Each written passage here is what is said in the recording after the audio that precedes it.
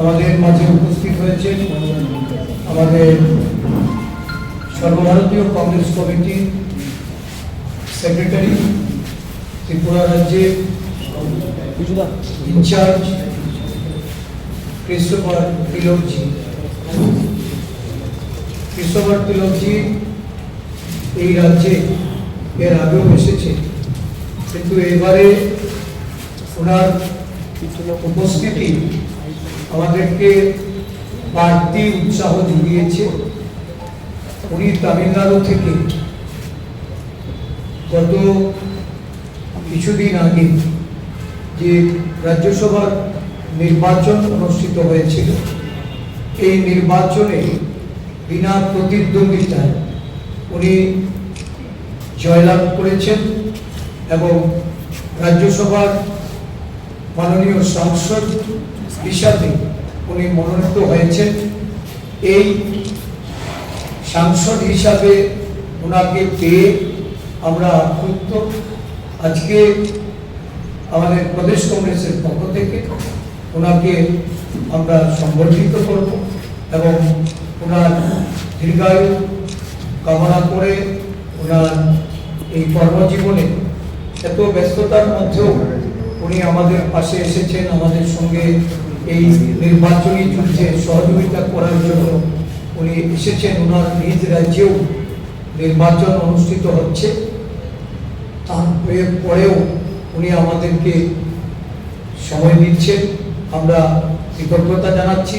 সাথে সাথে আমাদের সর্বভারতীয় সভাপতি মল্লিকার্জুন খার্গেজি, আমাদের সংসদের লোকসভার বিরোধী দলনেতা রাহুল গান্ধীজি এবং আমাদের প্রিয় নেত্রী সোনিয়া গান্ধীজির প্রতি আমাদের প্রদেশ কংগ্রেসের পক্ষ থেকে আমরা ধন্যবাদ জ্ঞাপন করছি যে একজন যিনি অত্যন্ত গ্রাসরুট থেকে উঠে এসেছেন, ভারতবর্ষের দলিত নেতাদের মধ্যে অন্যতম একজন নেতা রূপে এই জাতীয় কংগ্রেসের হয়ে বিভিন্ন রাজ্যে রাজ্যে গিয়ে সংগঠনকে শক্তিশালী করার কাজে উনি নিযুক্ত হয়েছেন।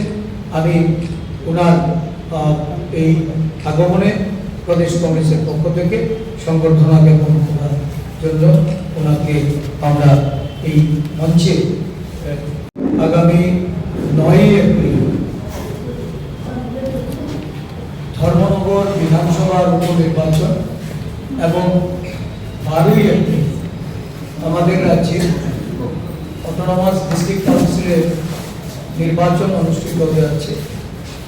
এই নির্বাচনে ধর্মনগরে আমাদের প্রদেশ কংগ্রেসের পক্ষ থেকে ভারতীয় জাতীয় কংগ্রেস প্রার্থী রূপে চয়ন ভট্টাচার্য মহাশয়কে আমরা প্রতিদ্বন্দ্বিতায় নামিয়েছি এবং আমাদের এডিসির সাধারণ নির্বাচনে 28টি আসনের মধ্যে আমরা ত্রিদলীয় জোট, আমাদের জাতীয় কংগ্রেস, ত্রিপুরা পিপলস পার্টি এবং গণমঞ্চ, এই 3 দলের জোটে আমরা প্রতিদ্বন্দ্বিতায় আছি। সেখানে এই 28টি আসনের মধ্যে 1টি আসন ত্রিপুরা পিপলস পার্টি প্রার্থী নির্বাচনে প্রতিদ্বন্দ্বিতা করছেন। 27টি আসনে ভারতীয় জাতীয় কংগ্রেসের প্রার্থীরা প্রতিদ্বন্দ্বিতায় আছেন। এই এডিসি নির্বাচন আমাদের কাছে অত্যন্ত গুরুত্বপূর্ণ। রাজ্যের আদিবাসীদের তাদের যে রক্ষা কবচ 1984 সালে যে এডিসি সংবিধান সংশোধন করে 6ষ্ঠ তফসিলের মাধ্যমে প্রয়াত প্রধানমন্ত্রী ইন্দিরা গান্ধী গঠন করেছিলেন, প্রায় 4 দশক পেরিয়ে এখনো এডিসি এলাকার বসবাসকারী মানুষ, সেখানে জাতি উপজাতি উভয় অংশের মানুষের তাদের অনুন্নয়ন, তাদের যে সেখানকার শান্তি সম্প্রীতি, তাদের ঐতিহ্য, এর থেকে শুধু বিচ্যুতি নয়, আজকে তারা তাদের সমস্ত অধিকার হারিয়ে বিভিন্ন আঞ্চলিকতা এবং বিভিন্ন সময়ে যারা প্রশাসন চালিয়েছে তাদের দ্বারা তাদের বঞ্চনা আজকে এটা এই 4 দশকে দলিল হিসাবে আমরা লক্ষ্য করেছি।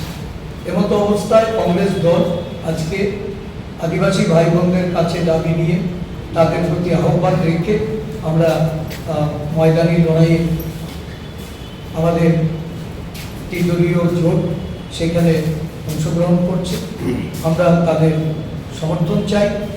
আদিবাসী এলাকায় সুশাসন প্রতিষ্ঠার জন্য আমরা তাদের কাছ থেকে ভোট প্রার্থী। আজকে আমাদের মাঝে উপস্থিত হয়েছেন আমাদের কেশবভাট তিলকজি এমপি।